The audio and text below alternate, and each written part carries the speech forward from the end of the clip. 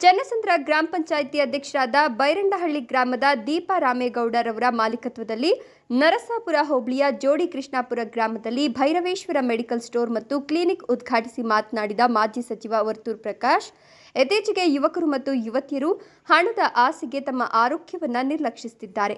ನರಸಾಪುರ ಗ್ರಾಮದಲ್ಲಿ ಕಾರ್ಖಾನೆಗಳು ಹೆಚ್ಚಾಗಿದ್ದು ರಾತ್ರಿ ಹಗಲು ಎನ್ನದೆ ದುಡಿಯುತ್ತಿರುವ ಕೈಗಳಿಗೆ ಈ ಭಾಗದಲ್ಲಿ ಕ್ಲಿನಿಕ್ ತೆರೆಯಲಾಗಿದೆ. ಇದರ ಸದುಪಯೋಗವನ್ನು ಎಲ್ಲರೂ ಬಳಸಿಕೊಳ್ಳಬೇಕು ಅಂತ ಹೇಳಿದರು.